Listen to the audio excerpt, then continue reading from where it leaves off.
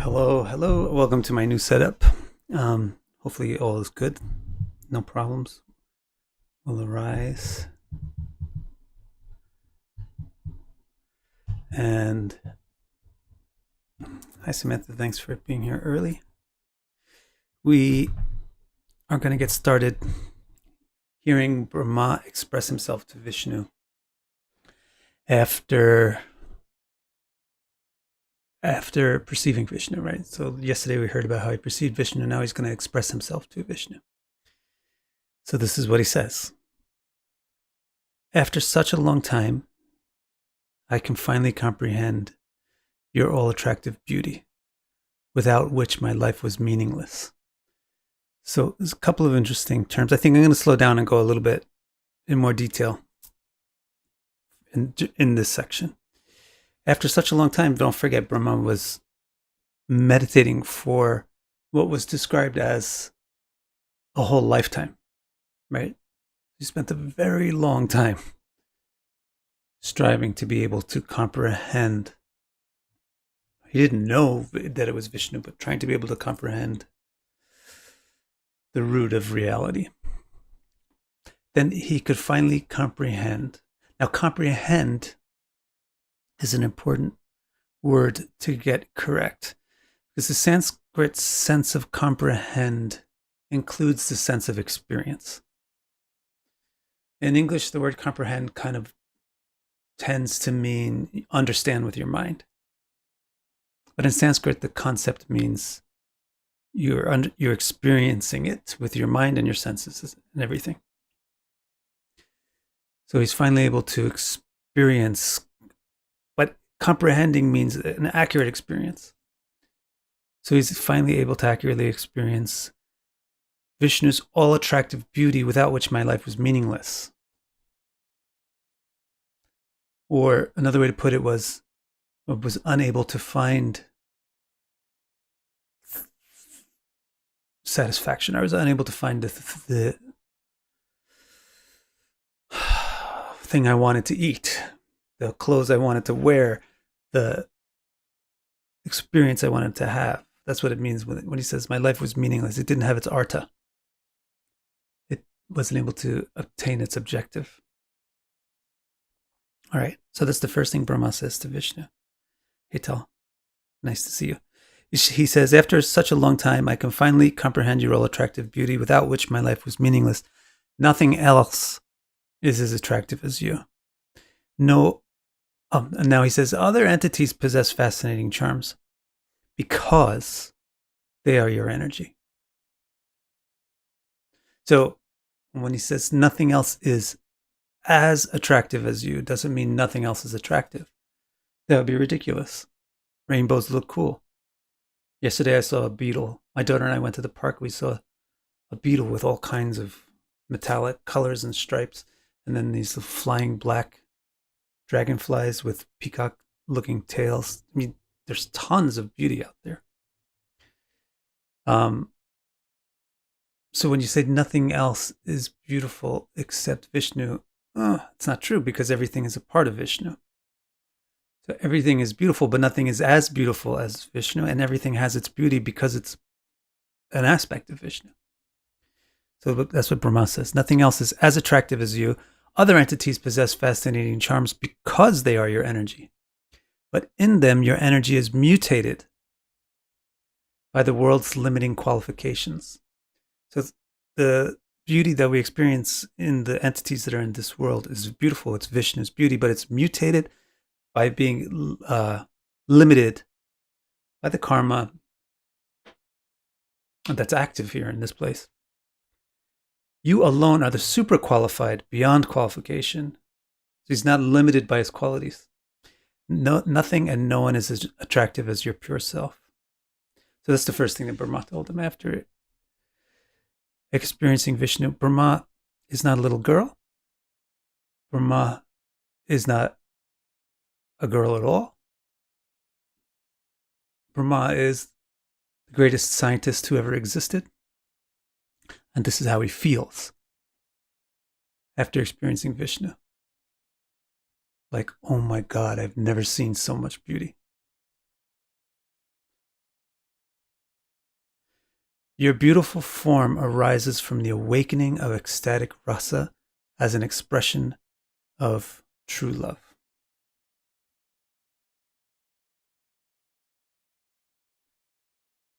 Right?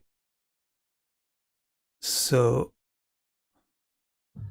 this is where the beauty comes from. Why is the absolute beautiful? Why isn't he just like an ugly fat guy with a beard? Because the basis of what the reality is love. Now, for you to understand that, I'm sure you could more easily understand that the basis of reality is Brahman, which is consciousness. We talked about that a million times. But what does consciousness do? It experiences things. And that unity between the experiencer and the experienced is love. The thing which enables and empowers the experiencer to experience the experienced is called love. So that's wrapped in the foundation of what consciousness is love.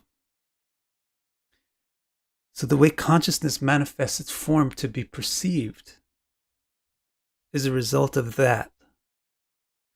The consciousness manifests beautiful things for the seer to see, because consciousness is the seer and the seen. So it manifests beautiful form. And rasa means the delight that is a result of the love. So what Brahma is realizing and expressing to Vishnu is, you're beautiful because you are the form of rasa. You're the form of delight. The form and an expression of true love. Rasa is an experience of love. So your form is an expression of true love and the delight from true love. That's actually what Anuradha means.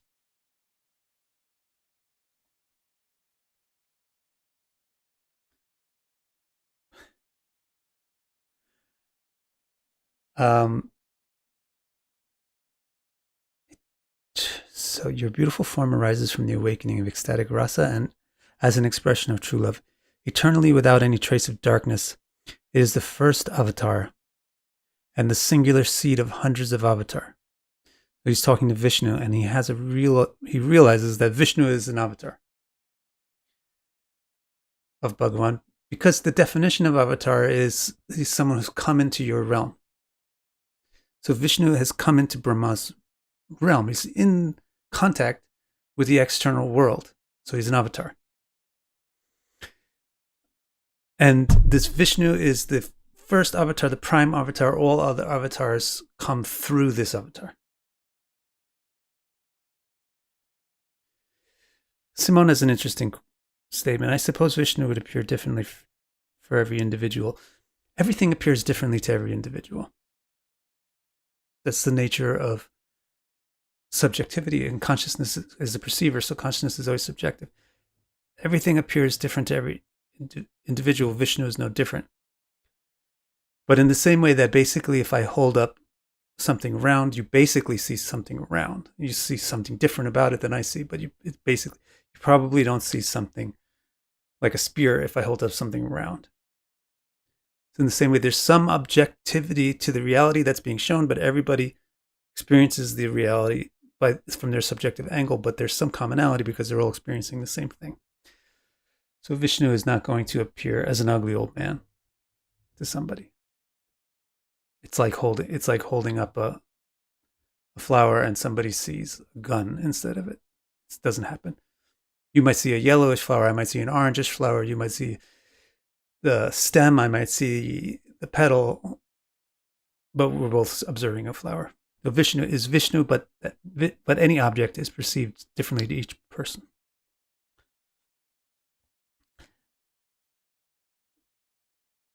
I myself appeared, Brahma says, from the lotus growing from your abdomen. So he's pretty lucky. He's got some self-worth. Wouldn't you have self-worth if you knew that you were born from the lotus that came from Vishnu's womb? Right? That's where your self-worth would come from. Wow, that Vishnu is amazing and I'm from him. But that's the way it is. whether or not you're Brahma or not, you're Vishnu's ray. So that's where self-worth becomes really strong and enduring and not dependent upon circumstances. You understand what I'm saying?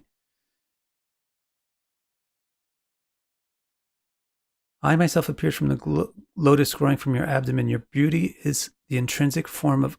Now listen, your beauty is the intrinsic form of uninterrupted, undivided bliss itself. There's no beauty superior to it. Now, if you're sitting here thinking, why are they talking about beauty? I thought we would talk about cosmic energy, or I thought we would talk about karma, or I thought we would talk about dharma, or I thought we would talk about Atman philosophy. Why are they talking about beauty? Because when you get past all of that stuff, the ultimate point, the ultimate reality is consciousness experiencing itself. And that's what beauty is. Beauty is the positive experience, the delightful experience, the desired experience is beautiful. And so when you get past all of the other garbage that you need to learn or unlearn in order to understand this, the ultimate thing that you're going to understand is that the ultimate reality is beauty itself. And this is why Vishnu is, it's not unimportant, the way Vishnu looks. The beauty of Vishnu is the key, the focus, the central thing about him. So your beauty is the intrinsic form of uninterrupted, undivided bliss itself. So Akhilananda, Sadananda. How would you experience such things?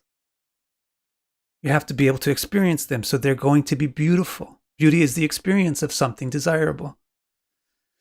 So Akhilananda and Sadananda, those kind of concepts of eternal uninterrupted bliss, they look like, they taste like, they feel like beautiful colors, beautiful taste, beautiful sounds. That's why Krishna looks the way Krishna looks. That's why Vishnu looks the way Vishnu looks.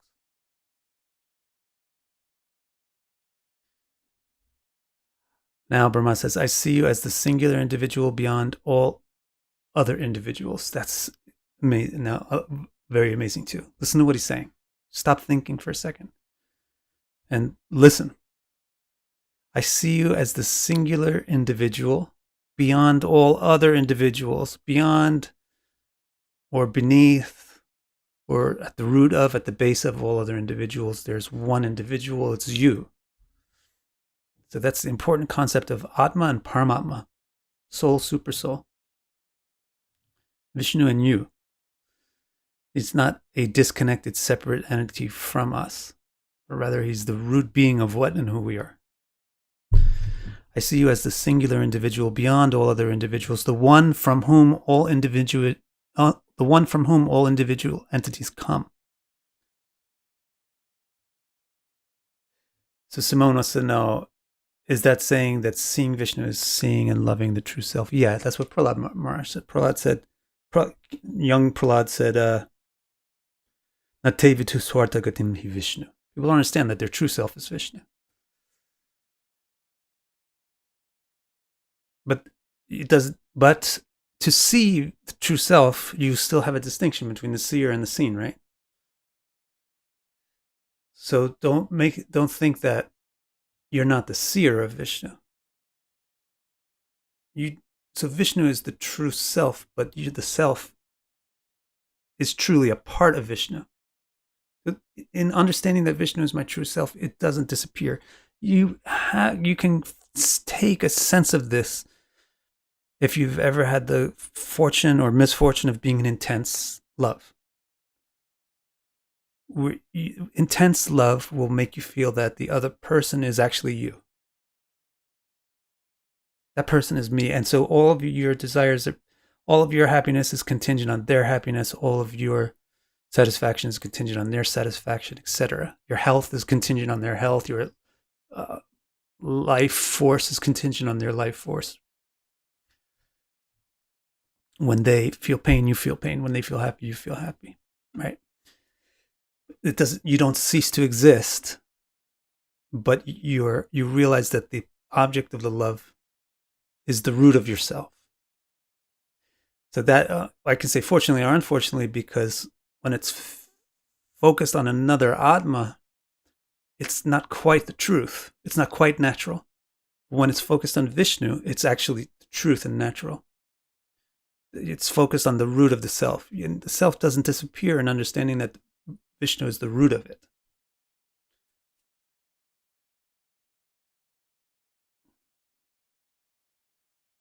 It's not quite like smiling in a mirror either, Simone, because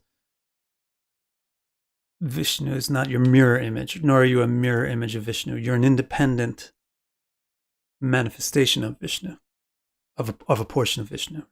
Right? So it's like smiling in a mirror. If you stop smiling, the mirror stops smiling. It's not quite like that. It is a bit like that, but not quite.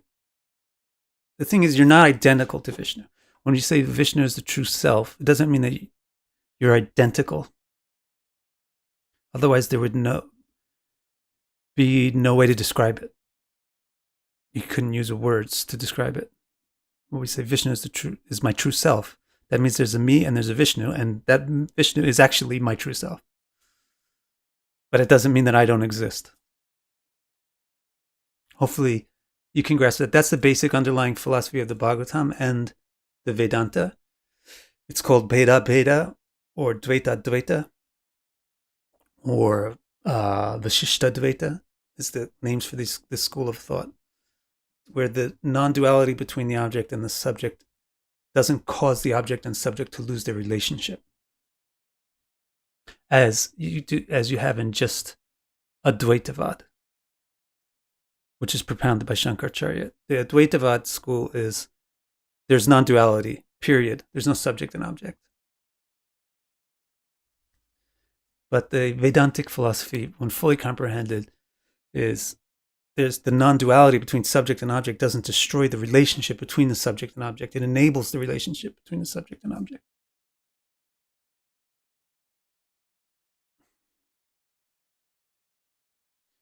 Anil says, but you can also see Vishnu in other Atmas, so therefore the love felt is even better. No, it's not better. Just like Brahma said, you can think it's better if you like, and if that lets you do your day more enthusiastically, that's fine. I'm not going to try to cut that down. But what Brahma is saying is, you're the most beautiful thing. Everything else and everyone else is also beautiful because they're you. But in everyone and everything else, your beauty is attenuated by the limitations that those beings have. But you yourself have no limitations. So in you, the beauty has no limit. But that same beauty expressed through different fragments of you is also attractive and beautiful and enjoyable and sweet, but with limitation.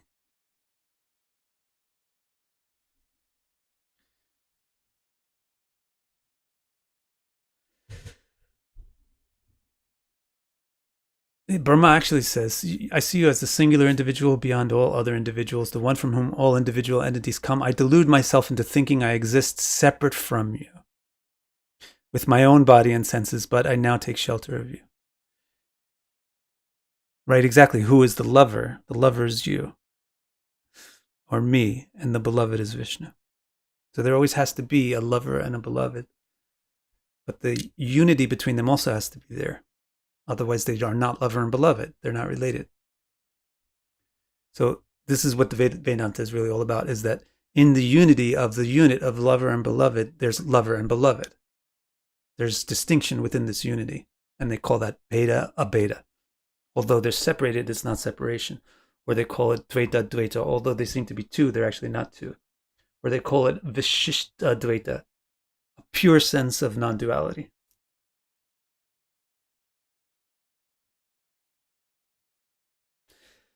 So Lakshmi is the primary lover, and all of us are like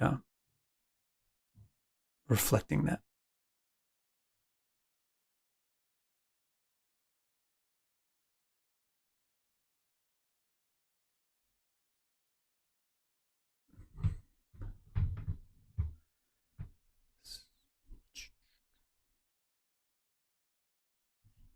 You reveal your beauty in the meditations of those who come close to you with love. All your forms, including the one I see now, bestow auspiciousness to even the most auspicious things in the world. What am I in comparison to you? Let me carry out your orders and serve you. If I adoringly embrace your feet above all else, I will never be separated from your joyous beauty. The scent of your lotus-like feet, carried on the breeze of the sound of your name, will enter my ears and reside eternally as the husband of my lotus-like heart. That's Brahma speaking. He's not a woman. But he just said that Vishnu is the husband of his lotus-like heart. So he must realize that his heart or his soul is female in relation to Vishnu.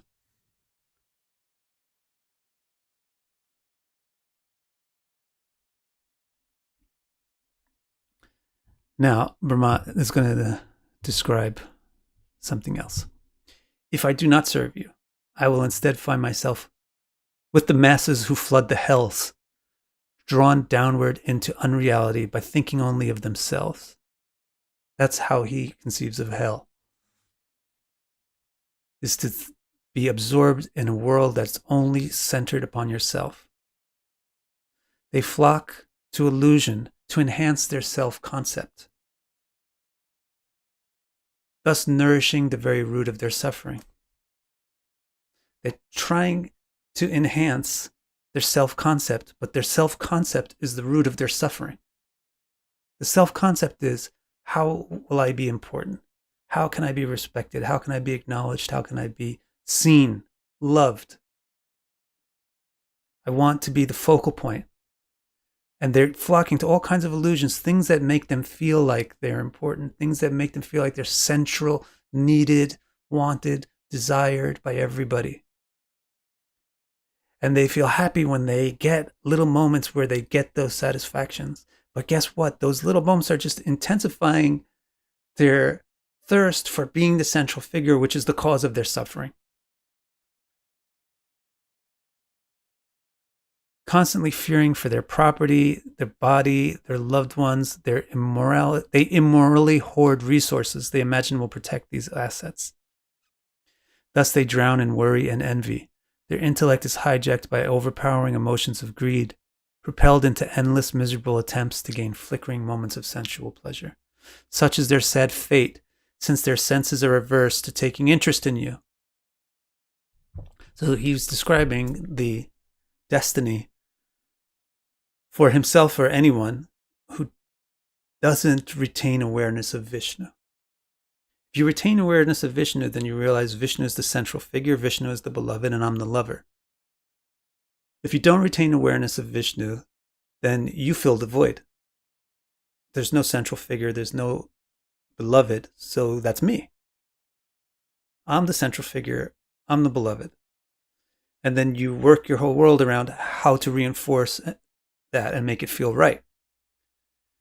So you need admirers, you need etc. So you work really hard to get those. You'll do anything to get it because it's so difficult. So you start to do adharmic things. And then that all the results of that pile up and start to implicate you in having to deal with the repercussions of your irresponsible deeds. And you get more and more hijacked into this greed, and you get propelled into endless miserable attempts to gain flickering moments of pleasure. Such is their sad fate, since their senses are averse to taking interest in you, which would eradicate all their misfortunes. Sickness, hunger, thirst, frigid winters, scorching summers, hurricane winds, flooding rains, so many trials torment them again and again. Yet the fires of lust do not abate, fueling them endlessly with increasingly impenetrable anger. They get more and more angry as it becomes more and more difficult to get shorter and shorter moments of satisfaction and happiness in being the central figure in life. Oh, Urukrama, I cannot bear the depressing possibility of this foresight. So he says, this would happen to me. If I forget about you, I can't. His calculations are excellent because he's Brahma, so he can calculate the trajectory of karmas. So he calculates this trajectory and he thinks, I really don't want this to happen.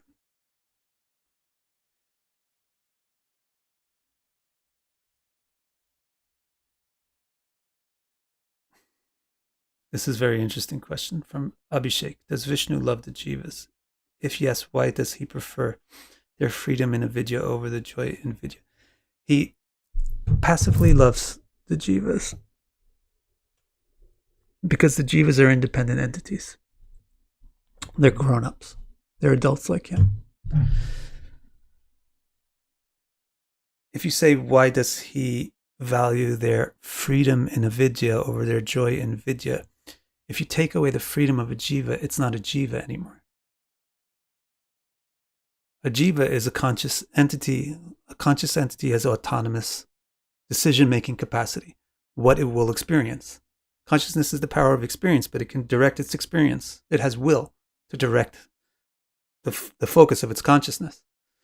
If you take away either the consciousness, the perceptive ability, or the will to direct the perceptive ability from an atma, a jiva, it's not a jiva-atma anymore. This part of the dharma of the jiva is to have autonomous control over where it directs its attention. So it's like saying, if Vishnu loves the jivas, why doesn't he eradicate them and make them something else? Because he loves them. So his solution is, they want to focus on that over there? Cool. I'll make a thing over there for them to focus on. And I know you guys think, well, why does he make it so hellish? And why does he make it so difficult? He doesn't make it hellish and difficult. You make it hellish and difficult. I make it hellish and difficult. We make it hellish and difficult because we are not cooperating. He sets up everything. He says, just do it this way. Keep a mutual center where you value each other as the center. And you can live really happily over there the way you want to live. But we keep sliding ourselves more and more into the center and pushing everybody else out. And so we gradually act more and more adharmically or against the principles of how we should be behaving in the world. And so the world becomes hellish. It's not like Vishnu says, oh, you want to not pay attention to me? Here, go burn in the fire and brimstone of hell. He says, oh, you want to not pay attention to me? Here's a whole world where you cannot pay attention to me. And it's full of rainbows and butterflies and everything. Go ahead, enjoy it. Just be careful because you're all there enjoying it. So just make sure that you cooperate with each other. Otherwise, you're going to clash with each other because you have no center because you were ignoring me. So make sure you make a mutual center or something. Just cooperate and then everything will be fine. But no, you can't cooperate. Everybody is me first. So don't blame Vishnu.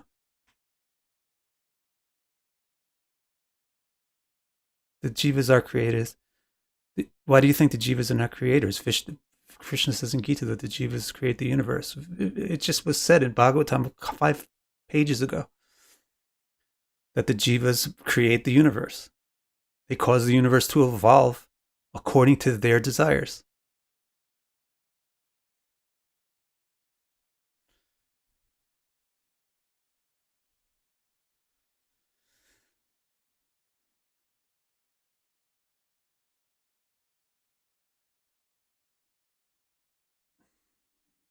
All right, so here we go.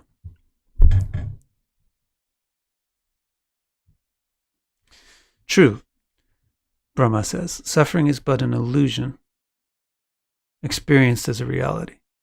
So long as selfish pleasure-seeking clouds people's hearts, they will imagine themselves divorced from the all-attractive. Pursuing their separatist fantasies, they will endure the crushing machinery of endless creation and destruction. During the day they work hard, and at night they cannot rest.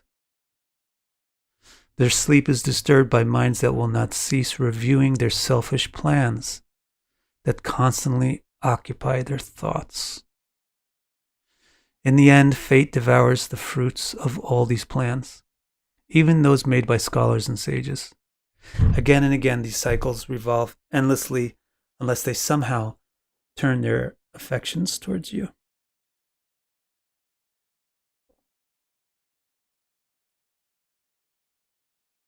So we'll stop there. Now, next, he gave a hint about that there's a remedy for it.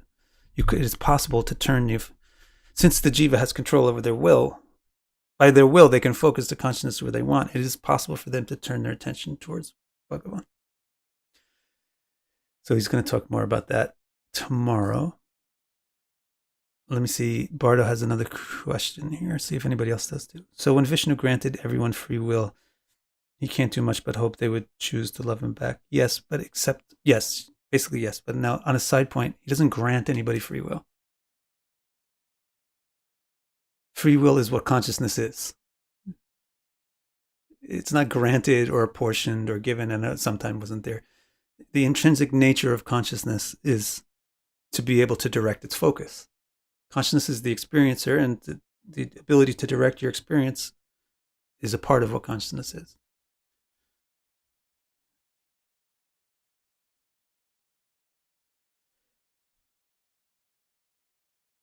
Yeah, I think so, Kermit.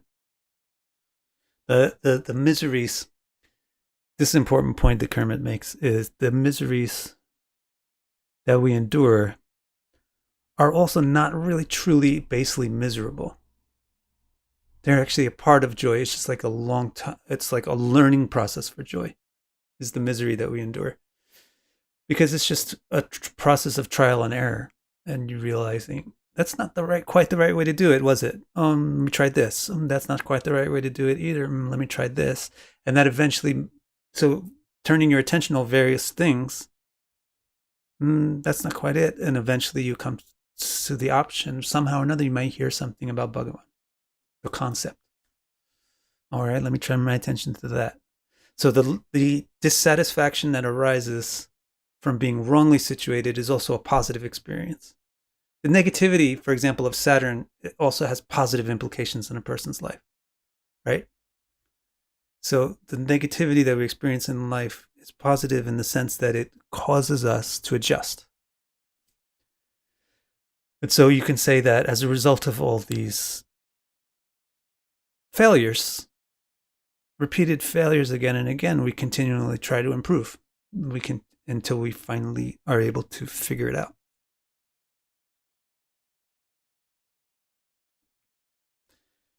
Great. All right, guys. So see you tomorrow.